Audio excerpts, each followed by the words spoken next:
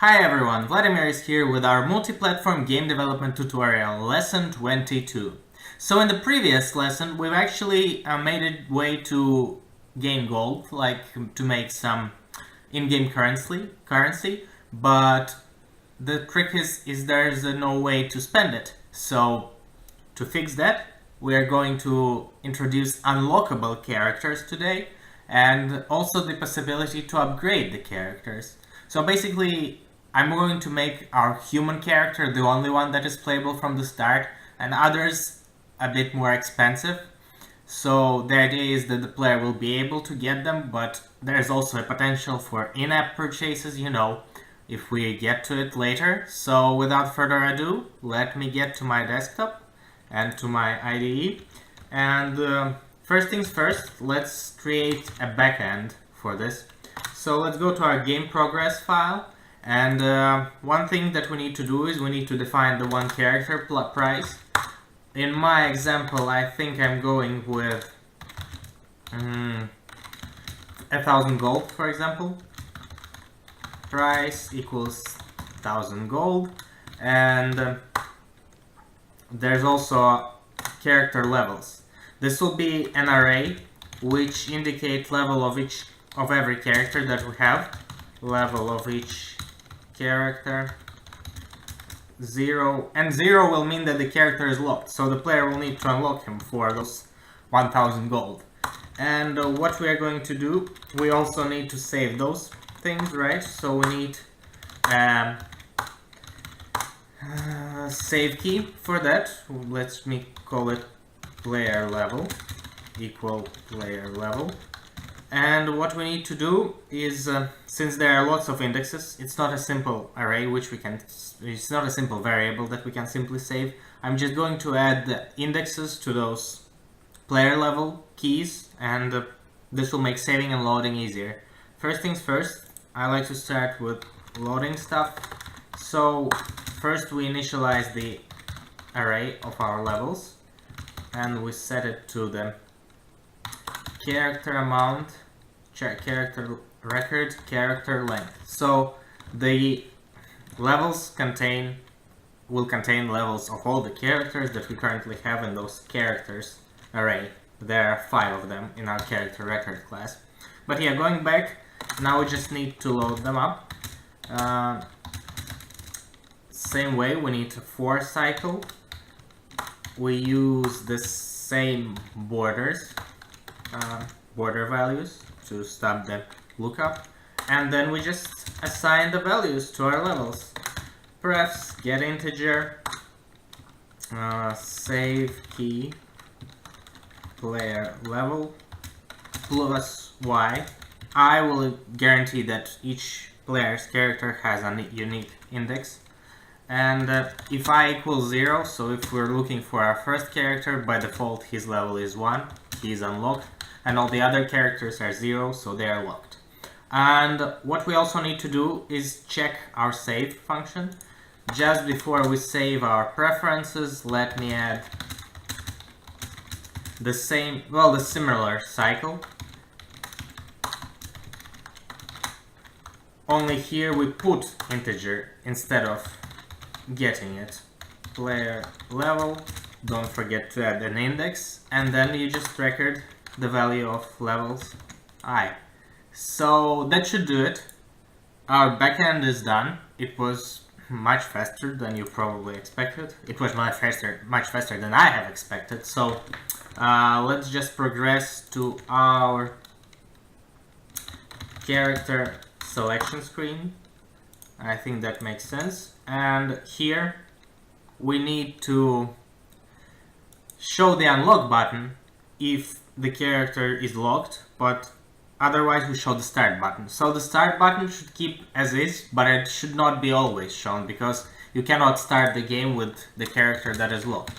So let's add a condition. So if game progress levels game progress current character equals 0, so that if character is locked, we will do something, but otherwise we'll show the start button. So, alright. Now we just need to determine what do we want to do. So we want to add the unlock button. I think this will be pretty easy. We just replicate some of the code from below, but add the different listeners to it. So text button, upgrade button equals new text button. We will write unlock, and we will write 1000 gold, because that's how much unlock is going to cost. And we're going to pass the button style to it. So we're going to set the position of this button in the same way that we set the position of our start button. I'm just copy pasting the code and setting the width here. And what differs,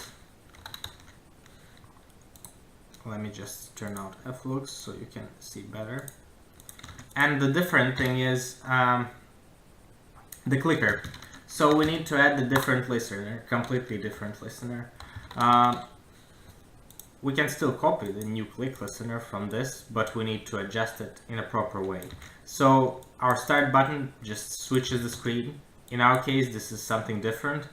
Instead of switching the screen, we must check if player has enough gold for now.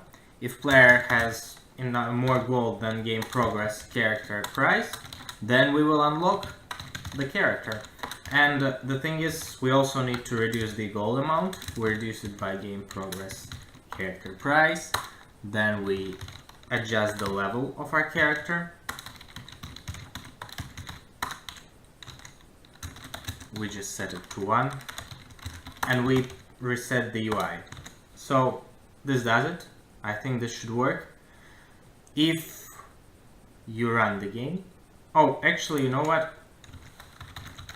You see that in our next calls of prepare UI, when we scroll the screen, you always call the UI stage clear before that. I think this is redundant, and we should put the UI stage clear inside of our prepare UI function. So first things first, UI stage clear. Let's add it here. Great. Let's run the game and see what we have. So you see the human remains the same. Okay, but nothing else is happening. Alright. This is happening because we have not added our new button to our stage. Great. So I think it should do now. I've played this game probably before, but if I scroll between the characters, I have stuff there written as locked. Only the spider is unlocked, which I have already unlocked, to be honest. But yeah, this concludes the first part, but now we need to get to upgrade button. And this will be a bit trickier, firstly because we need to show the character level, right? I mean, if the character is, just to know if the character is locked or the character has the level. I think we can do this after our hero sprite. After we show our hero sprite, below it we just show the level. So int level is game progress, levels, game progress, current character. We take the level of the character and we create a new label. I'm calling it status text. And what we are going to do is, if our level is greater than 0, so meaning the character is unlocked, then we show the character level. Otherwise, we show locked, letting player know that, well, the character is locked. What also makes sense is that we move the text style at the front, right above the button style, because we will be using text style in our status too. So we're using this.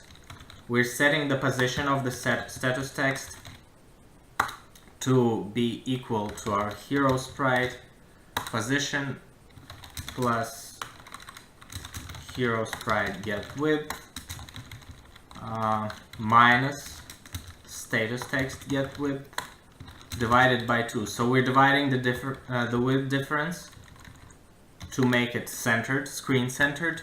And after that we should actually just take the hero sprite, get Y, subtract the height of our status text, and just subtract for example 5, just to make some margin, because don't pile up things together. One thing that I've learned about design when making games, I think, is just leave some space between elements. If the game looks cluttered, well, the player doesn't feel good. So yeah, here it is. We write our level now, right beside our start button, and the character locked, if the character is actually locked. And after that, I think we need to get to unlock button. And to do this, well, we'll need to add it somewhere. And I think the interface is getting a bit cluttered, so let's move the start button above the screen and write the level up button, where we have right now the our unlock button. So first things first, in our start button, multiply the height by 5 divided by 6, meaning the start button will be at the top of the screen. If I run it, you are going to see the start button is on top of the screen. Okay, but what we need to do, we also need to add some upgrade button, and we're just going to copy the start button text. I mean, there's a function somewhere. I mean, you can create the function, and you probably should do it in your production code, but for the sake of the tutorial, I'm going to keep it simpler a bit. So we still have the start button. Let's call it upgrade button.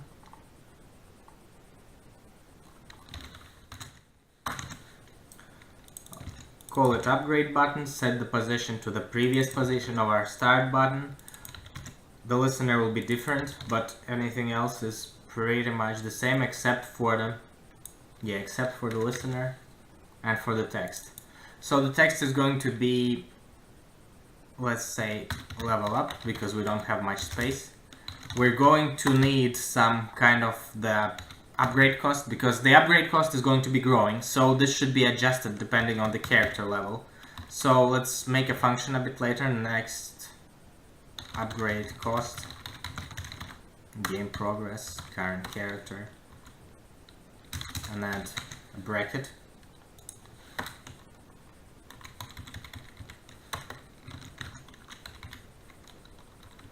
Yeah, it looks okay, I think. After that, what we need to do, let me define the function get next upgrade cost in our game progress. It should return integer, and I think for now it just makes sense if we just return levels current character multiplied by 2. So the next upgrade will always cost the current level multiplied by 2. We can work a bit later on it, but for now it looks okay. And the only thing that we need to do, if game progress, if our current goal is greater or equal to game progress next upgrade cost of our current character, then we reduce the game progress current gold. We reduce the current gold by this value, by the upgrade cost. We increase the levels, and we reset the UI. So this should probably do it. And one thing I've noticed is that we do not have the good resize function. I mean, if I run the game now and stretch it, you will notice that, well, it becomes ugly on resize. Also, you will notice that the level is in the wrong position. That's because I did not change the value. But yeah, if you stretch it, it just gets ugly and you cannot click on stuff. So first things first, override resize width and height. We call the super method resize just to call the resize method of our default screen. I don't think anything is there, but if there ever will be, it makes sense just not to forget about it. And what we need to do is we need to change the viewport of the current stage. We need to update it to width and height, and we need to center the camera. So, and one thing that is left is only to change the position of our upgrade button. Instead of multiplying the height of it by 5. Just leave it like this. Run the game. You will notice there's level up button, which writes the amount of gold you need for the leveling up. And well, I can upgrade my spider, so if I click level up, the level increases, the gold is taken, and you can level up again if you have the gold. So this probably does it.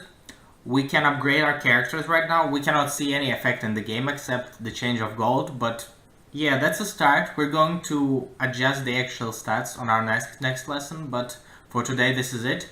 Thank you for staying, and keep programming and keep being awesome. Vladimir is out. Bye bye.